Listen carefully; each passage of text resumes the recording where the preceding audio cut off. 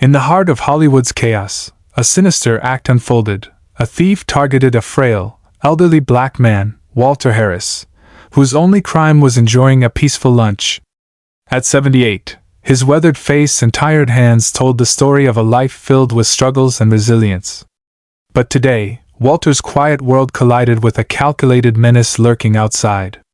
The thief, cloaked in desperation, had been watching him for weeks. His tattered jacket and unkempt hair masked a sharp, predatory focus. Walter's slow movements and habit of paying with cash painted a target on his back. To the thief, this wasn't just a man, it was an opportunity. Inside, Walter reached for his wallet, unaware that he was moments away from disaster. His vulnerability, a reflection of years of injustice and quiet endurance, was about to meet the cruel hand of greed. What happened next would shock everyone. Before we dive into this story, don't forget to subscribe and hit the notification bell to stay updated with our latest stories. Now, let's get started. Walter's hand trembled slightly as he reached for his wallet, a simple act that symbolized decades of independence despite a lifetime of hardship. Across the street, the thief's eyes narrowed. This was the moment he had been waiting for. Moving with predatory precision, he slipped through the restaurant's door, his shabby appearance allowing him to blend effortlessly into the crowd. Without warning, the thief lunged toward Walter, shoving his chair violently. The frail man was sent sprawling to the ground, his body hitting the floor with a sickening thud. Gasps erupted from the other diners, their meals forgotten as chaos consumed the room. Walter's wallet and phone were ripped from his trembling hands, disappearing into the thief's filthy pockets. Lying on the ground, clutching his ribs, Walter groaned in pain. His vision blurred, and the room spun around him. For a moment, time seemed to freeze, every sound muffled, every face a blur. Fear crept in, but so did disbelief. Why him? Outside, Henry Lawson, the restaurant's owner, was tending to the sidewalk tables when he heard the commotion. He dashed inside, his heart pounding as he took in the scene. Walter lay motionless on the ground, surrounded by concerned diners, while the thief bolted toward the door. Without hesitation, Henry chased after him, his mind racing with anger and determination. Back inside, a wave of panic swept over the patrons. One woman knelt beside Walter, gently placing her jacket over him to keep him warm despite the midday heat. Another man pulled out his phone, frantically calling for emergency services. "An elderly man has been attacked," he stammered, his voice shaking.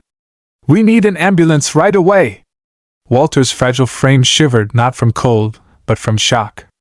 The weight of the attack, and perhaps decades of quiet resilience against unseen forces, seemed to press down on him all at once. A kind patron softly reassured him. "Stay with us, sir. Help is on the way." But Walter's thoughts were far away, lost in a haze of pain and betrayal. Meanwhile, Henry sprinted after the thief, his mind replaying the horrifying image of Walter lying helpless. He knew the elderly man well, a loyal customer, always kind, always alone. Henry had never felt such rage. The thief's actions weren't just criminal, they were cruel. As Henry closed the distance, he shouted, "Stop!" The thief didn't even flinch. Henry's breath came in ragged gasps, but he refused to give up. This wasn't just about retrieving a wallet, it was about standing up for someone who couldn't fight back. Henry's legs burned as he sprinted after the thief, weaving through the crowded streets of Hollywood. Each step felt heavier, but his resolve was unshakable. The thief darted ahead, shoving past pedestrians and nearly colliding with a street vendor's cart. Henry shouted again, his voice strained, "Stop him!" Some bystanders glanced up but quickly returned to their day, unwilling to get involved. Others pulled out their phones, recording the chase like it was a scene from a movie. The indifference stung, but Henry couldn't afford to dwell on it. Walter's pain was fresh in his mind, fueling every stride. Just as Henry gained ground, the thief turned abruptly into an alley. Henry followed without hesitation, his breath ragged and heart pounding. But the thief, sensing he was cornered, spun around and lashed out with a wild punch. It connected with Henry's cheek, sending a jolt of pain through his face. He staggered but refused to fall, his fists clenched in determination. Henry lunged, grabbing the thief by the jacket. The two men tumbled to the ground, grappling fiercely. The thief fought like a cornered animal, wriggling and kicking, desperate to escape. Henry's grip faltered as fatigue set in. He wasn't a young man, and the chase had drained him. A small crowd began to form at the mouth of the alley, murmuring in confusion. Among them was a young waiter from the restaurant who had followed Henry, unsure of how to help. Suddenly, the crowd parted as a tall, commanding figure stepped forward. Keanu Reeves, dressed casually in a black shirt and jeans, approached with a calm but intense demeanor. His presence was magnetic, silencing the murmurs and drawing every eye. The young waiter froze, momentarily starstruck, before blurting out, "That man attacked an elderly customer at our restaurant. Henry's been chasing him." Keanu nodded once, his jaw tightening as he processed the scene. Without hesitation, he moved toward the struggling men, dropping to one knee beside them. "I've got this," he said firmly, his voice low but authoritative. With a swift, practiced motion, Keanu grabbed the thief by the collar and pulled him off Henry. His movements were controlled, precise. Years of stunt training made him a natural. The thief flailed, but Keanu's grip was unyielding. "Calm down," he commanded, his voice sharp but steady. Henry slumped against the wall, clutching his aching cheek. His breath came in shallow gasps, but relief washed over him as he realized help had arrived. The young waiter rushed to his side, helping him to his feet. "Is that Keanu Reeves?" Henry asked, disbelief evident in his voice. The waiter simply nodded, a small smile creeping onto his face. The air in the alley felt thick with tension as Keanu Reeves maintained his firm grip on the thief. The man continued to struggle, his movements frantic, but he couldn't break free.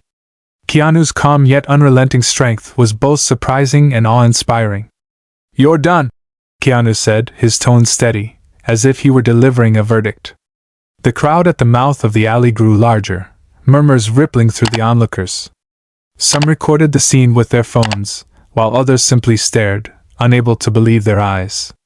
"Is that really Keanu Reeves?" someone whispered. The surreal nature of the moment hung in the air like a charged current.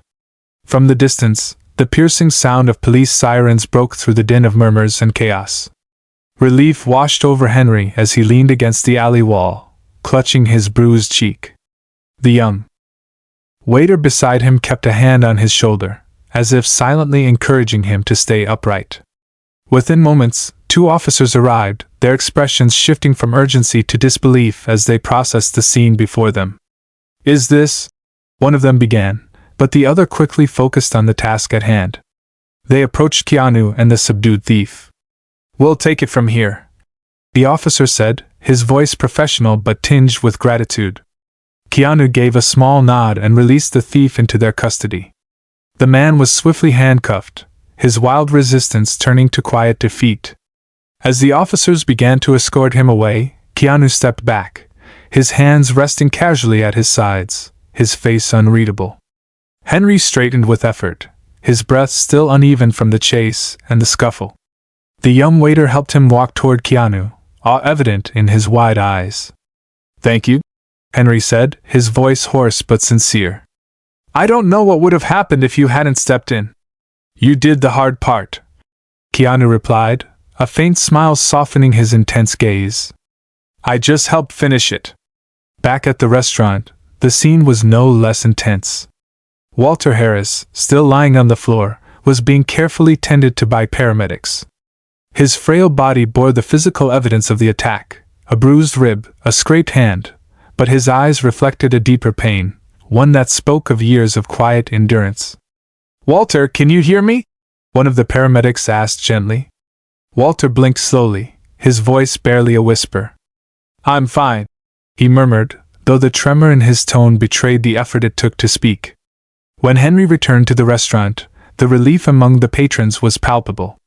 "Is he okay?" someone asked, their voice tinged with worry. Henry knelt beside Walter, his expression softening.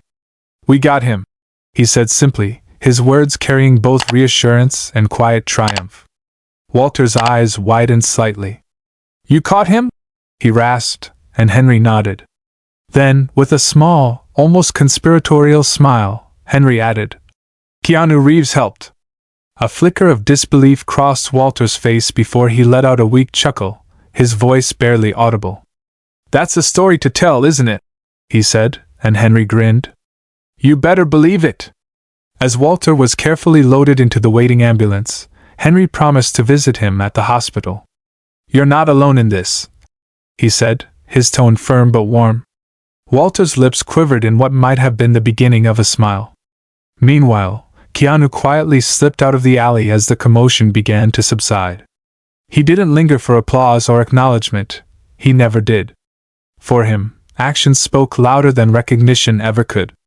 Justice and humanity were their own rewards. As the ambulance pulled away, Henry stood on the restaurant's threshold, watching the flashing lights disappear into the distance. His thoughts lingered on Walter, and the courage it had taken for the elderly man to endure such a traumatic event.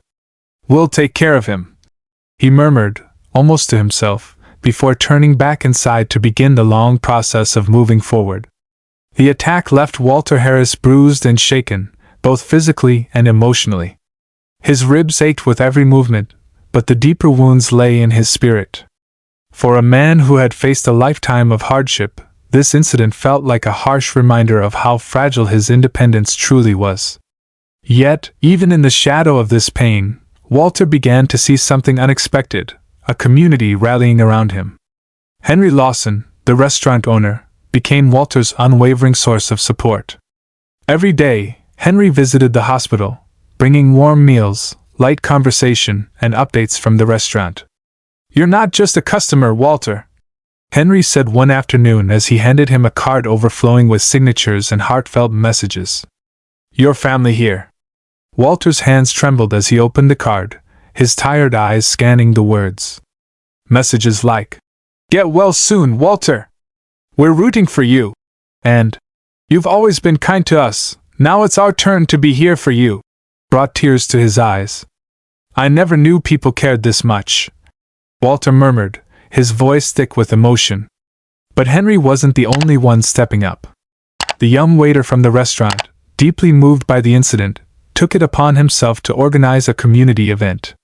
The idea was simple but powerful: gather people to discuss safety, share stories, and foster unity. Flyers went up across the neighborhood, and soon, the buzz about the event spread far beyond the restaurant. The day of the event was electric. The restaurant transformed into a hub of activity, with neighbors of all ages and backgrounds coming together. Conversations filled the air, a symphony of voices sharing concern, hope, and solidarity. At the center of it all was Walter, walking slowly with the help of Henry, but determined to attend. When Walter entered, the crowd erupted into applause. The sound was overwhelming, but the love it carried was undeniable. Henry guided Walter to the front, where he stood for a moment, steadying himself. "I don't have many words," Walter began, his voice quivering but resolute.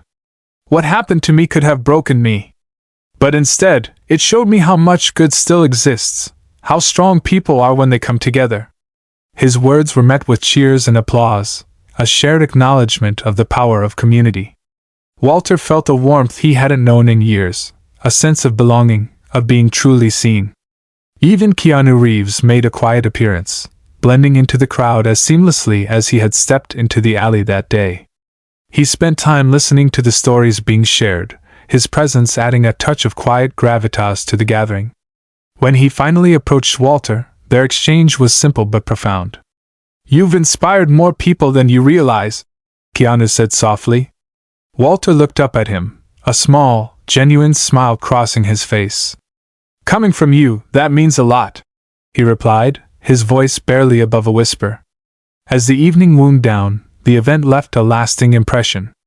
Henry looked around the room, now quieter but still buzzing with the energy of new connections and shared purpose. The restaurant wasn't just a business anymore, it had become a symbol of resilience and unity. Walter left that night feeling something he hadn't felt in years: hope. Despite his frailty, he carried himself with a renewed strength. The people he once thought of as strangers had shown him that no one is truly alone when kindness and courage are present. As Walter left the restaurant that evening, surrounded by warmth and support, one thing was clear: moments of cruelty could never outshine the power of kindness and unity. In a world often divided, this story reminds us that heroes exist in many forms, and that together, we can create change. If this story moved you, don't forget to subscribe and hit the notification bell. Join us as we continue sharing tales that inspire, unite, and remind us of the good in humanity.